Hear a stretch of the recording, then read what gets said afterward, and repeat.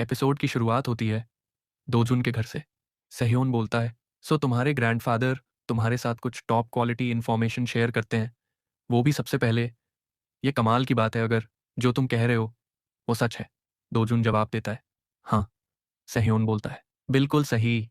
अगर ये investment plan CEO of सून्यांग के नॉलेज पर बेस्ड है तो ये मेरे बनाए हुए प्लान से कहीं गुना ज्यादा वैल्यूएबल होगा। लगता है मैंने अपना बहुत वक्त कचरे में बर्बाद कर दिया। दोजुन अपने मन में सोचता है, ग्रैंडफादर का नाम एक्सक्यूज के तौर पर लेना ही एक तरीका है जिससे मैं सह्योन को कन्विंस कर सकता हूँ कि वो एक बच्चे की बात सुन ले। सह्योन बोलता है, मुझे लगता है हम साल के एंड तक अमेरिका में एक इन्वेस्टमेंट फर्म एस्टैब्लिश कर सकते हैं। तुम उसके अकेले ओनर होगे और मैं फंड्स वहां रखूंगा जब तक तुम मुझे नहीं बताते कि क्या करना है। और हाँ, कंपनी चलाने का जो भी खर्चा होगा वो तुम्हारी पैसों से होगा। दोजुन रिप्लाई करता है, जो करना है करो, मैं तुम पर ट्रस्ट करता हूँ। वैसे मुझे एक और फेवर चाहिए। सह्योन बोलता है, फिर से? देखना है इस बार तुम मुझे कितना हैरान करोगे। दोजुन मुस्कुराता है और सह्योन रूम से बाहर निकल जाता है। सह्योन, दोजुन का फादर पूछता है, क्या हुआ सह्योन? क्या दोजुन ने कोई बदतमीजी की?" सह्योन दोजुन के फादर के कंधे पर हाथ रखता है और बोलता है, तू लकी बास्टर्ड है ब्रो, मैं तुझे देखकर जलता हूं। दोजुन का फादर, क्या बोल रहे हो तुम? सह्योन ओह बोलता है, मैं दोजुन की इन्वेस्टमेंट में मदद करूंगा जैसे मैंने तुझे बताया था, लेकिन वो सिर्फ $7 मिलियन इन्वेस्ट करना चाहता है। दोजुन का फादर, $7 मिलियन? लेकिन उसके पास तो टोटल 10 मिलियन है, बाकी के 3 मिलियन का क्या? सह्योन बोलता है, उसने कहा वो एक मूवी स्टूडियो बनाना चाहता है। दोजुन का फादर शॉक में, क्या? सह्योन बोलता है, वो चाहता है कि तुम उस कंपनी का रिप्रेजेंटेटिव भी बनो। दोजुन के फादर के चेहरे पर शॉक का एक्सप्रेशन आता है। सह्योन अपने दिमाग में सोचता है, साउथ कोरिया में एक मूवी बनाने का एवरेज कॉस्ट अभी तकरीबन $1,10,765 है। तो $3 मिलियन से कम 10 मूवीज बन सकती हैं, और अगर और इन्वेस्टर्स जुड़ गए तो और भी ज्यादा, इवन आफ्टर एडिशनल कॉस्ट। सह्योन बोलता है, दोजुन अपनी एज के हिसाब से बहुत ही मैच्योर है, और सुनना चाहता हूं उसने क्या बोला।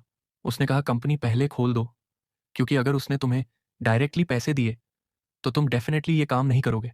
अगर कंपनी खुल गई तो तुम्हें मजबूरन पोजीशन एक्सेप्ट करनी ही पड़ेगी और तुम्हें ही उस कंपनी को रन करना होगा। सीन शिफ्ट होता है मिस्टर जिन के घर। मिस्टर जिन बोलता है, कौन? हक्सेली बोलता है, सह्योन वो पावर शेयर्स के कोरियन ब्रांच का प्रेसिडेंट है। मिस्टर जिन बोलता है, पावर शेयर्स? क्या वो मनी हैंडलर्स नहीं है? मुझे नहीं पता था कि युनगी उसका दोस्त है। हक्सेली बोलता है, दरअसल वो दोनों यूनाइटेड किंगडम में साथ पढ़ते थे। मुझे मानना पड़ेगा मैं काफ़ी इंप्रेस्ड हूँ। मुझे लगा वो बस पैसे बैंक में रखेगा और इंटरेस्ट कलेक्ट करेगा, जो खुद भी छोटी चीज़ नहीं है। पर मैं एक्सपेक्ट नहीं कर रहा था कि एक इतना छोटा बच्चा एक इन्वेस्टमेंट फर्म के साथ काम करेगा। मिस्टर जिन बोलता है, हकजेली, तुम इस आदमी से मिलो और देख कर आओ कि वो क्या कर रहा है। ये पक्का करो कि वो कोई कॉन मैन तो नहीं जो दोजुन की पैसों के पीछे हो। हकजेली रिप्लाई करता है, अंडरस्टूड। वो झुककर रूम से निकल जाता है। मिस्टर जिन अपने आप से बोलता है, मुझे यकीन नहीं हो रहा। मुझे भी लगा था वो पैसों को बस बैंक में रखेगा, लेकिन वो इन्वेस्ट करना चाहता है। लगता है जैसे उसने मुझसे ही सीखा हो कि कभी सिर्फ बैंक इंटरेस्ट पर सेटल नहीं करना। अगस्त 1989 में 20 लाख से ज्यादा प्रोटेस्टर्स ने अपने हाथ जोड़कर एक ह्यूमन चेन बनाई जो 3 बाल्टिक स्टेट्स एस्टोनिया, लातविया और लिथुआनिया के अक्रॉस फैल गई। इसे बाल्टिक वे कहा गया। उनकी डिमांड थी डेमोक्रेटाइजेशन और यूएसएसआर से इंडिपेंडेंस। उसी साल के ऑटम में जब साउथ कोरियंस हंगावी, जो चुसोक भी कहलाता है, एक कोरियन हॉलीडे जो थैंक्स गिविंग जैसा है, सेलिब्रेट कर रहे थे, हंगेरियन गवर्नमेंट ने अपनी वेस्टर्न बॉर्डर खोल दी, जिससे वेस्ट जर्मन्स का एक बड़ा इन्फ्लक्स कंट्री में आया। दोजुन अपने मन में सोचता है, यह थी ईस्टर्न ब्लॉक के गिरने की शुरुआत, जब सब लोग ईस्टर्न यूरोप में चल रही हलचल पर ध्यान दे रहे थे। मेरा फोकस न्यूयॉर्क यूएसए में सिर्फ एक इन्वेस्टमेंट फर्म एस्टैब्लिश करने पर था। कुछ रिविजन्स के बाद मैंने कंपनी के 98% शेयर्स अपने नाम किए और 2% सह्योन और उसके कोलीग्स के। और 3 नवंबर 1989 को मैं और सह्योन न्यूयॉर्क में थे। दोजुन बोलता है, so this is my own company. Sahyeon बोलता है, सॉरी, ये एक पुरानी बिल्डिंग है। मैं तुम्हारे पैसे किसी बेकार चीज पर वेस्ट नहीं करना चाहता था, इसलिए सबसे सस्ती बिल्डिंग ढूंढी जो मिल सकती थी। दोजुन अपने मन में सोचता है, पुरानी, सस्ती? मेरी नज़र में तो यह बिल्डिंग खुद सूरज से भी ज्यादा चमक रही है। सह्योन बोलता है, चलो अंदर चलते हैं। दोजुन अपने मन में सोचता है, ऑफ कोर्स मैनहट्टन, जो दुनिया का इकोनॉमिक पावर हाउस है, उसमें यह बिल्डिंग शायद दूसरों के मुकाबले सस्ती हो। मैंने कंपनी का नाम रखा मिरेकल इन्वेस्टमेंट्स, पर सेह्योन को यह नाम पसंद नहीं आया क्योंकि उसके लिए यह बहुत सिंपल था। लेकिन मेरे लिए अलग था, क्योंकि मैं इस कंपनी के थ्रू असल के मिरेकल्स परफॉर्म करने वाला हूँ। मेरी पहली कंपनी ये बनेगी उस एम्पायर का बेस जो मैं खड़ा करूँगा, जिससे मैं आखिरकार सूनायांग को निगल जाऊँ। सेह्योन के कोलीग्स कहते हैं, hey James, it's so good to see you. फिर उनकी नज़र दोजुन पर पड़ती है। सेह्योन बोलता है, ओह, मैं भूल ही गया। Please welcome the CEO of the company. Dojun, ये तुम्हारे लिए काम करने वाले एसेट मैनेजर्स हैं।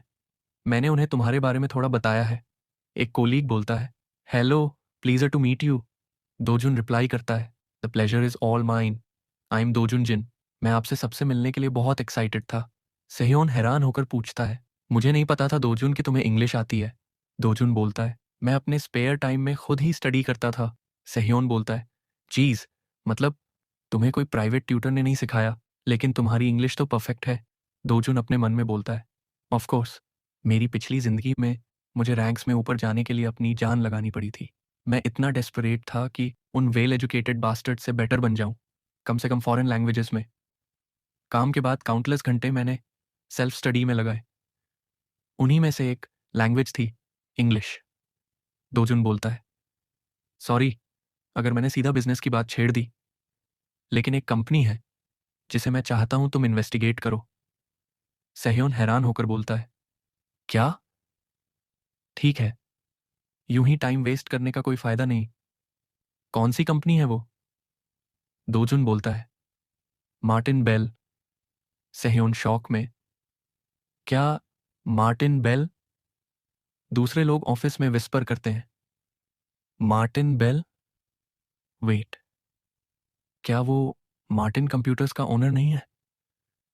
दोजुन मुस्कुराता है। दोजुन बोलता है, यस, वही होगी पहली कंपनी जिसमें हम इन्वेस्ट करने वाले हैं। अगर वीडियो पसंद आई हो तो लाइक करना मत भूलना, चैनल को सब्सक्राइब करो और अपने दोस्तों के साथ शेयर जरूर करो। और हाँ, कमेंट करके बताना वीडियो कैसी लगी। मिलते हैं अगले वीडियो में। तब तक के लिए अपना बहुत सारा ख्याल रखना। Good bye.